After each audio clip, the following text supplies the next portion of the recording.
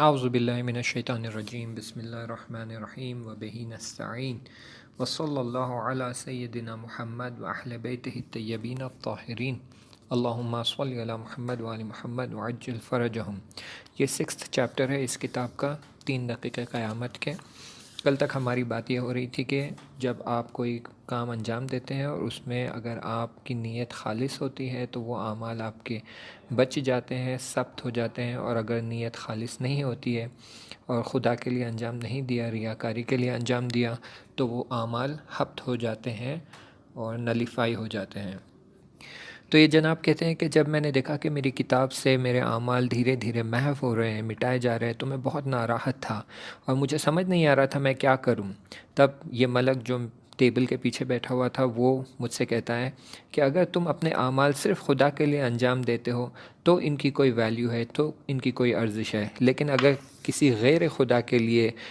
ریاکاری کرتے ہو، یعنی تھوڑا سا بھی عمل اپنا غیر خدا کے لیے کرتے ہو، تو وہ سارا کا سارا عمل صرف اس شخص کے لیے ہی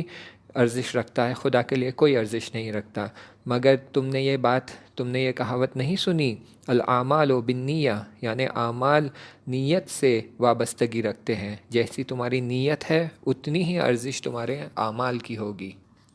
جیسے جیسے پیج پلٹاتا جاتا اور دیکھتا جاتا کہ میرے اعمال نابود ہو رہے، میرے اعمال مٹے جا رہے ہیں، کیونکہ میں نے کچھ ایسی حماقتیں کی ہیں، ایسی بیوقوفیاں کی ہیں جس کی وجہ سے میرے اچھے اچھے اعمال نابود ہو رہے تھے۔ اچانک سے دیکھا کہ ایک صفحے کے اوپر بہت ہی موٹے الفاظ میں لکھا ہوا تھا،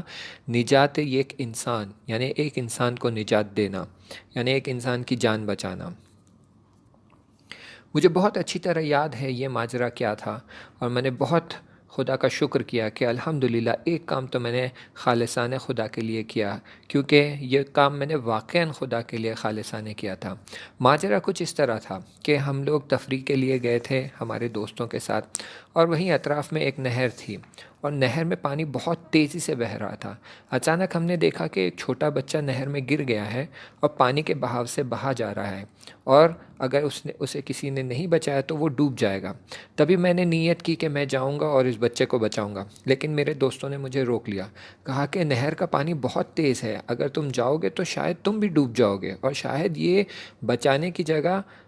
تمہارے موت کا سبب بن جائے، تو سوچ سمجھ کر قدم اٹھانا۔ لیکن میں نے دیکھا کہ اس بچے کا کوئی مددگار نہیں تھا، تو میں نہر کے نزدیک گیا اور میں نے خدا سے کہا، خدایا صرف تیرے لیے میں اپنے آپ کو خطرے میں ڈال رہا ہوں۔ اور پانی بہت تیزی سے بڑھ رہا تھا۔ پھر میں نے تیر کر اس بچے کے پاس پہنچ گیا اور اسے بچانے کی کوشش کی۔ میں نے اس بات کی ٹریننگ لے رکھی تھی کہ ڈوبتے ہوئے کو کیسا بچایا جائے، تو میں نے اس بچے کو پکڑا، تھاما اور اپنے ساتھ کھینچ کر نہر کے کنارے لے کر آیا۔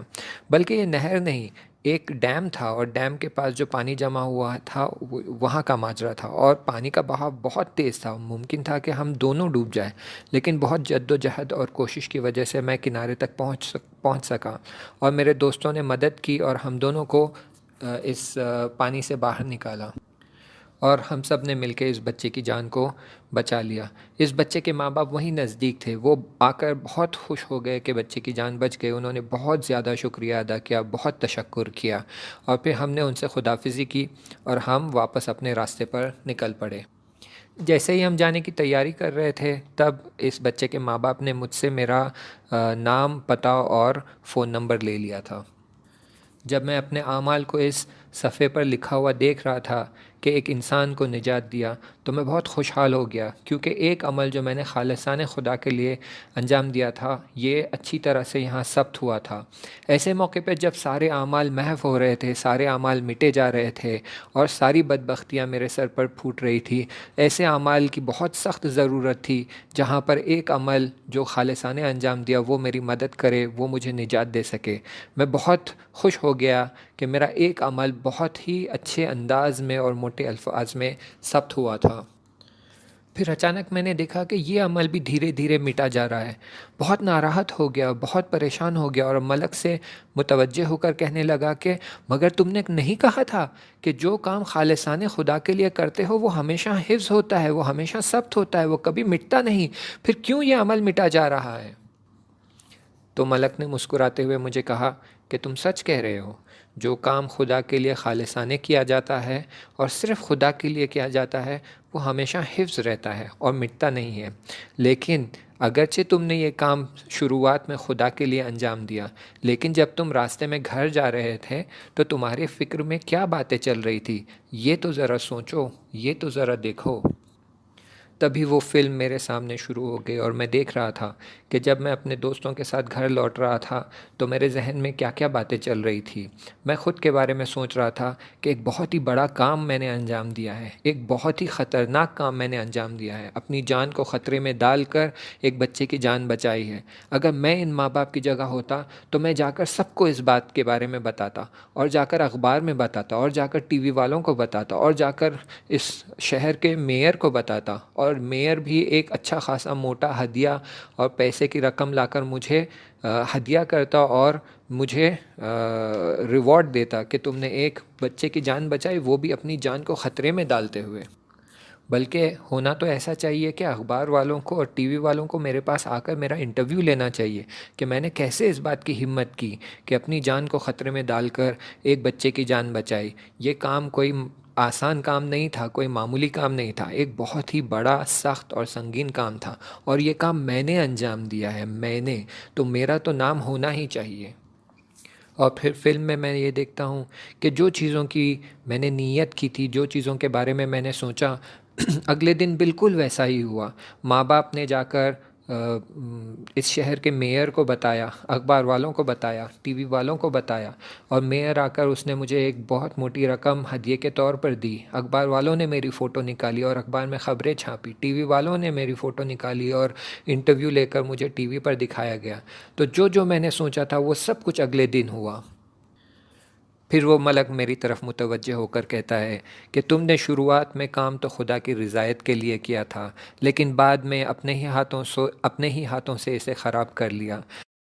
دنیاوی ریوارڈز کے پیچھے پڑ گئے، دنیاوی نعمتوں کو چاہتے تھے، دنیاوی مقدار چاہتے تھے اور پیسہ چاہتے تھے، اور تمہیں یہ سب ملا۔ دنیا میں تمہارا نام، شہرت، پیسہ، تم جو سب چاہتے تھے وہ تمہیں ملا۔ سچ کہہ رہا ہوں یا نہیں؟ جس کی آرزو تھی وہ تمہیں دنیا میں ہی مل گیا۔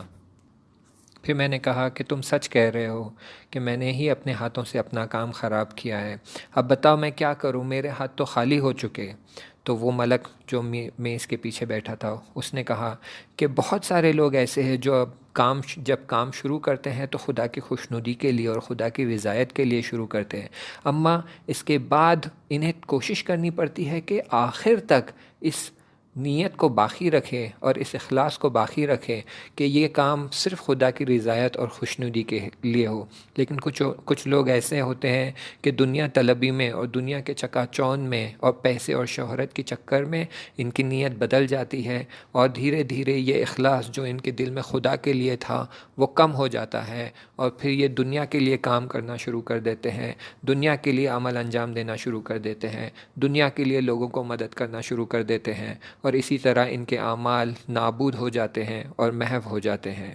اسی لیے عزیزو، برادرو اور خواہرو، نیت پر توجہ رکھے کہ نیت صرف خالصانہ خدا کے لیے ہونا چاہیے، نہ صرف عمل کے شروعات میں بلکہ عمل کے انتہا تک، اور اس کے بعد بھی نیت صرف خدا کی رضایت کے لیے، اور ریوارڈ بھی، اور جو اس کی جزا ہے وہ بھی ہم صرف خدا سے امید رکھے، نہ لوگوں سے اور نہ اس دنیا سے۔ انشاءاللہ باقی کے مطالب اگلے چیپٹر میں بیان کریں گے، تب تک کے لیے التماس دعا، خدا حافظ۔